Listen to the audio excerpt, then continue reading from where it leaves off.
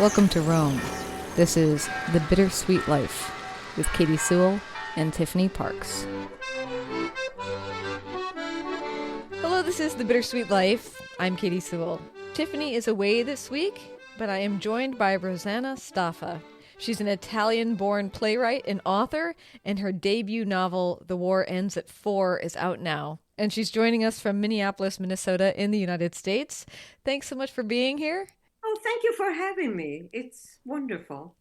So many themes in your book are the themes that this show talks about all the time, and I cannot wait to delve into it with you. But I thought to give us a snapshot of your background. Maybe you could start by telling us your own expat journey, where you began, and how you came to be living abroad in Minneapolis. Well, you might have started very early in life because I moved around a lot as a child. It made me a good listener, which is a nice quality for a writer. And also, I saw everyday life as more dangerous and also more wondrous than most people. So I learned to be adventurous. You know, behind every stranger, there is a friend. You have to speak their dialect if you're in Italy. So I moved to New York, but I didn't intend to move. I call myself an accidental immigrant because I went to New York with a dear friend from Milan who was a journalist. And I said, yeah, let's go write articles about the women movements in New York. So I said, I'm tailing. Of course, what happened is that I met who is now my husband. And so I stay a little longer and a little longer and a little longer, and here I am. So how long has it been now? More than 30 years. Wow. Okay. But I get scared. If I say it, I get scared. In reality, it feels like, oh God, yesterday, you know. And of those 30 years, has it mostly been in Minnesota or? Oh, no, no. We were in, because of my husband working theater, we were in New York, then Los Angeles, then Hawaii, and then Minnesota. So it's very, very animated journey. If you want any advice on packing, you can refer to me. If I ever want to write a how-to book, it would be about packing. Yeah.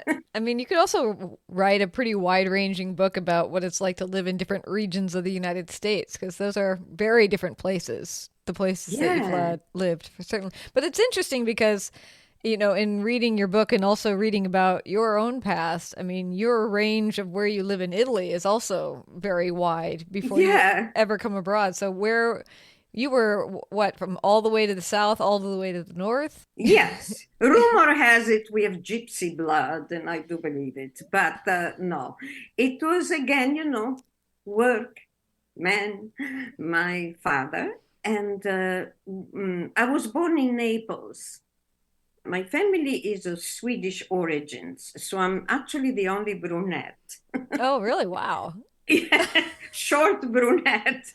Everybody else is tall and blonde and blue-eyed. But, the DNA deco card is very thick. So we moved to Este, this very charming, gorgeous little small town in the hills near Padua and near Venice. But it was completely different. I had to learn a different language, and people had family, connections, and we didn't. So we were a little isolated, and there are extraordinary things about every place, whether it's in the same country or not. For me as a child, going to visit a relative meant suitcases and a train, and I was gone for weeks. So when my best friend Laura told me that she couldn't play that afternoon because she was going to visit her aunt, I burst in tears. I imagined this long separation. I went upstairs and I couldn't be taken away from my room and my sorrow. And then around dinner time, I saw Laura walking by and I said, Laura, what? And she said, I just went to visit my aunt. She was like, 3 blocks away. But that was extraordinary to me. I've never forgotten it. Hmm. How incredibly different everybody's reality is. I mean, that impression as a child is very profound because you always think the world is just like you. Of course, because it's all you see, it's all you know. It's Yeah, you have a yeah. beautiful little story on your website where you tell a little bit about yourself, about your father telling you not to go see the Roma camp. Do you mind telling that story? Yes, there were gypsies, caravans coming in the outskirts of town, and we had a canal running around, along. And my father told me, don't go, don't go watch what they do with the gypsies. They do math all day. They're very severe with their children and all that. And you don't want to be kidnapped. There was this thing, the gypsies would somehow want to saddle themselves with these sorry sods that we were, these kids. And then, why would they want me? And, and I went and watched the gypsy children. They were playing along the canal. They were naked, jumping in and out of the water. They had us. So I learned that there is always another stories, especially under prohibitions. Mm. It made me a little bit disruptive. you know, when they say no, go check why. Yeah, and the value of like finding out that there's always another story to what people are telling you is such a Oh, yeah. valuable thing to learn as such a young person.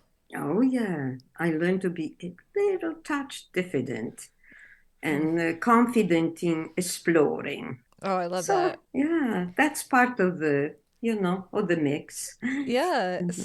So I want to touch on some of the themes. There's several themes that run through the course of your story that you tell in your novel. And one of those is a question of belonging. In Mm. fact, very early on, you write this line, you write, expats are always somewhere else and someone else.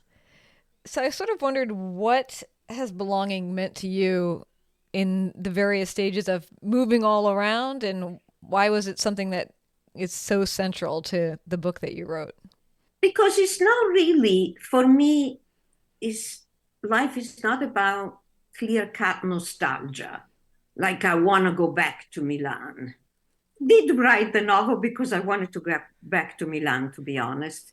Not the Milan of now, the Milan I knew, the smells, the memories, the cafes that are now changed. But nostalgia for me is generated when you feel unbalanced. And the desire is not really to go back. I can go back in my memory, see the smells, the taste, touch, but it's more that figuring out where you belong. And sometimes you belong in very tiny and uncomfortable nests, but that's your nest.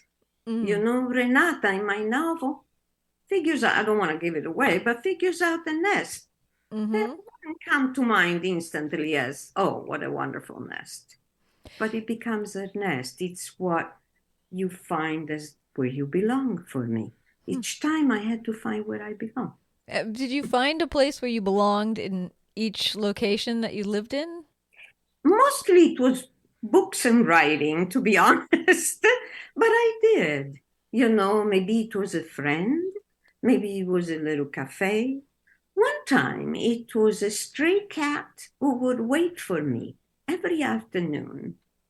Hmm. And when I think about that stray cat, I didn't feed this cat. But, every afternoon this cat would wait for me coming home from school. And Hmm. it was a little nest for me. You cannot ask a cat, why are you waiting for me? But it was there. There was an understanding. Oh, that's lovely. I mean, you also have a part where your character, your main character, She goes back in your story to Milan because her father is dying. And Yeah, she meets up with a childhood friend at an old bar that they used to go to before she moved to America. And you do talk about that real desire. If you are going to go back, you want to find the place as you left it. You want that bar to look the same way. I mean, exactly. has that Hmm. been true for you? Yes, and of course, nothing is the same. So you kind of go, oh, you know, it's a very disheartening feeling.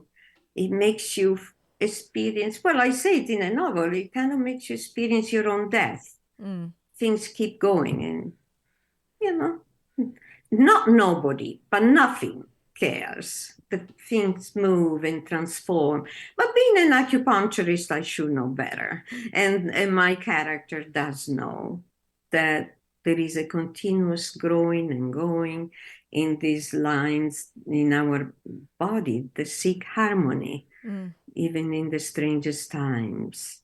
Since you brought it up that you are an acupuncturist, I how was, you was. was, well, how does that inform your thinking? Like knowing the human body from that lens, not just. It's fantastic. It was the most extraordinary experience of my life. Just like the protagonist in my novel, I chanced upon acupuncture the first time in a book. And I went, I never heard of this. And then I went on studying and studying, and I became an acupuncturist. And the idea that there is this web of energy under our skin that is seeking harmonies, is in continuous quest for harmony, was for me the most reassuring and wonderful thing I could ever think of. And it doesn't require our participation. I mean, it does. If you're a doctor, I was just directing traffic, really, but it was the energy itself of the patient that went, oh, okay, this way, oh, that way. Hmm. It's magnificent. Hmm. And also, it makes you listen. Once again, I learn what helps a writer to ask questions and not rush to conclusions. If there is anything I could ever say as a writer, don't rush to conclusion because you're uncomfortable with the suspended moment of questioning and not knowing. Hmm. That's perfect. Yeah, and I see that in the character that you created, who is very much questioning herself and life throughout this whole novel. What about the role of longing, both in your own life and in the writing about this expat who moved to America? It will always be there. But for me, there is also a web of what ifs and questioning if you don't follow your impulses. There are questions if you stay, if you go. There is always a sense of longing and desire that there is something somewhere else, Hmm. whether you left or maybe because you didn't leave. Then there is always this little ghost of another story. Hmm. That's a beautiful way of putting it. Well, what? Thank you. All right. So another one of your themes, I think, is how when you move abroad, there could be tension between the two places, the Oh, place where you're from and the place where you move. And one of the things your character says when she is back visiting Italy from the United States, she says that Milan seemed both too close and very far. And so I was just curious about your own experience with that and why that was a question that is kind of entertained again and again in this novel. because I always wanted the sense of I'm done, and you're never done. There is always in my life, it was like I had interrupted a conversation, Hmm. especially with my language, with my past. And there is something about looking back that after a while grows a bit stale. you know and at the same time you don't want to betray your past, so there are these conflictual emotions where you don't want to be. It's my whole story, my whole emotions, my family. There is a continuity there that I don't want to betray, but I want to also embrace my new reality in full. So there is this divided self. I think it's not only when you move from a country to the next. Sometimes people move for work Mm-hmm. in a I mean, America is very different. If you live in this place or that place, I've certainly experienced that. And there is this sense of disconnecting, wanting to belong, and then you say, but if I embrace it too much, I'm saying no to my family, to my dear friends, and all that. Mm-hmm. I mean, that is another big question in the book is the tension that can happen between family members, between the person who left and the people who stay, and how that can actually change the relationship that you have with one another. I mean, there's so many different questions in there, but what would you say that distance did with your relationships from Italy? My relationships, it made them a little more complicated because I didn't want to be the American sister. Mm. I wanted to be me. Ah. And in fact, to be honest, I have absolutely no American accent. I speak Italian. People recognize the Venetian accent in my voice or the Milanese accent. And I feel like, why can't we just pick up where we left off? But we cannot. Hmm. And that is the most disturbing because I did leave, and the person who left behind also had to make adjustments, Mm-hmm. and we never really dug deep. What is the adjustment? That wasn't my family, but as you might have had an intuition, we never really said what's happening. It's so confusing because I am the same and I'm not the same at the same time, you Mm. know. Mm-hmm. Yeah, And as your character puts it in one point, she did not want America to come between them, which is yeah, but it did. It always did. I was like this person who chose to live in this crazy country. Of course, Italy is as crazy as America, but well. no. What was the view of your family toward America when you moved there? Well, they thought it was dangerous because, of course, their perception of America, aside from when a brother came to visit and then had a little love story with America, that it's so dangerous because that's what you see in the news, in the papers. When I read the news, I read the news from Milan once to my husband. I said, "Yeah, this is the news."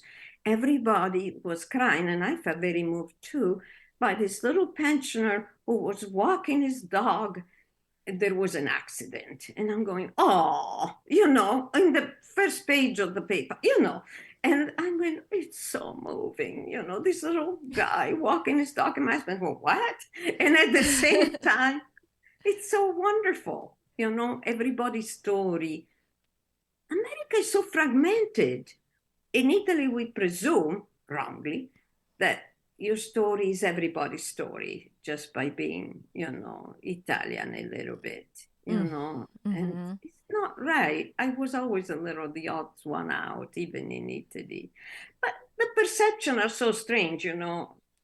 If you don't mind me say, once I took my brother to a little deli, Italian deli, and he said, "But who was that guy that was cutting the salami and talking to us? The guy with the big, gold medal around his neck." Said, "That's the guy everybody thinks I would take to them when I say my brother will come over." you know, Yeah. Yeah. it's it's like what? Well, what about since you live in the United States, you must hear all the time from Americans about what they think about Italy too. I mean, the US is a little bit obsessed with Italy, to say the least. I mean, how does it go in the other direction from your point of view? Well, I feel I'm disappointing people because, like, I don't cook. I don't like to cook. My mother died early in my life. My grandmother was a terror. So I don't have the people in my life that American imagine. And I have to be honest, every time I feel I'm disappointing them. Mm. I don't feel good. I feel bad. I say, and why don't I? People ask, what would you put in chicken? And I go, hmm, rosemary. But I feel bad, that I don't respond to the expectations. And I also think that there is something ritualistic in Italian life that I was restless with. That Mm. for me it was a bit of a straitjacket, lunch at this time. I know when the Pope eats lunch, dinner, everybody, And for me, I like the flexibility of America, even in these things. I don't know. I like it not so set, but I feel that when Americans go to Italy, they long for that order and harmony. Yeah. And for me, I do love it, but it makes me restless. Hmm. It's like it did. Uh-huh. Yeah, that's interesting because it does feel like that Americans go to Italy looking for like art and history and sort of this imagined, yeah, exactly what you're talking about, rituals, being out at night, eating with people over long meals and that sort of thing, the things that we often don't give ourselves time for here. I mean, did you find that speaking of that tension, that straitjacket, that in moving to the United States, almost accidentally moving to the United States, that you it brought out parts of you that you don't think you would have discovered if you hadn't? Absolutely. Like, what comes to Absolutely. mind? Well, there was a great joy in being just me, not having maybe my uncle or auntie or whatever, what they think, you Hmm. know. It was me, Yeah. whatever that means. And I still find it very exciting, Mm. and also lonely. Mm-hmm. Sometimes I long for that person who had family, Mm-hmm. dinners and all that, but Mm. it's not so deep for me. I really wanted freedom. I wanted to explore. I wanted to do things. Hmm.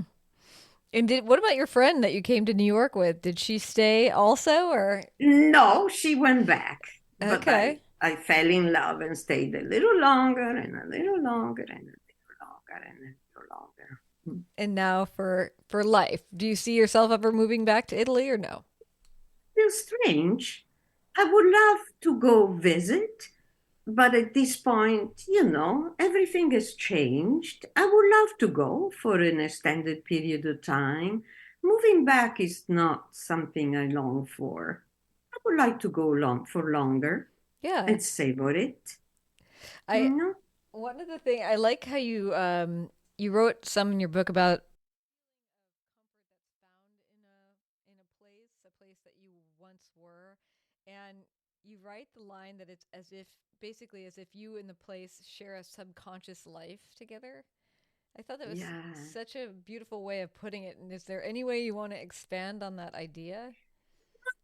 There's a truth to that because there is someone when I go back to Milan who walks like I walked as a Milanese, someone like she who talks like I talked. And there is nothing in between. I'm Italian. I'm in Milan. I don't have to explain myself. I'm there exactly the way I am. Hmm. And that's what I mean by that. And of course, though for me, I have to say that there is a little freedom in living in America and speaking English because I don't have what I call the emotional traps of hearing a word that my mother would say, or Hmm. my father would say. When I went to Rome, I saw all these men walking down the street like my father with the borsalino and the cane and the elegant coat, exactly at the time he would take a walk. And for me, it upset me. It made me feel a great longing and the loss all over again. Hmm. So I, in a way, I'm protected, by Yeah. living Yeah, it's in like America. yeah, you've almost escaped some of those reminders. That's interesting to think about, like escaping the reminders even through language, that you don't have to hear. Absolutely. I mean, especially in in the United States, you're really not going to hear a lot of people speaking Italian unless you seek them out. It's not one of the top languages that people learn here. So, No, and they would not say things the way my mother would say them or my father would say them or, any longing. It's a little distillated. mm-hmm. I'm a little in control. Right. Can you give us an example of something that your mother or your father would say? Well, I mean, my mother would say, Here you are, sempre ti distrai tutto il giorno e poi la sera si consuma l'olio della... She was just saying, You are distracting yourself during the day instead of studying. And then the night, the lamp, I mean, the oil lamp, of course, there was no oil lamp, but it was a saying she heard as a child, will be consumed. I Mm. mean, things like that. Mm-hmm. My mother, when exasperated, never insulted us as kids, never. But she called us assassins, assassini. I thought it was magnificent. It was so exaggerated that we knew we were not assassins. But I actually use it often. Assassino, because it's so big. Everybody is not offended. That's so true. That's so true. So when you left, did you know anybody else at the time who had decided to move abroad somewhere else? No, Something we debate is like, is it an idea that needs to come from somewhere that you somehow know it's possible, but not so in your case? no, it's not. Hmm. I just tried it a little at a time. And then I discovered wonderful things, like a TV dinner. I never seen such a marvel. I went back to my friend and I said, Guess what I saw? And she said, What? I said, There was this dinner totally prepared. It had this and that peas. She said, That's a TV dinner. And I said, But it was magnificent.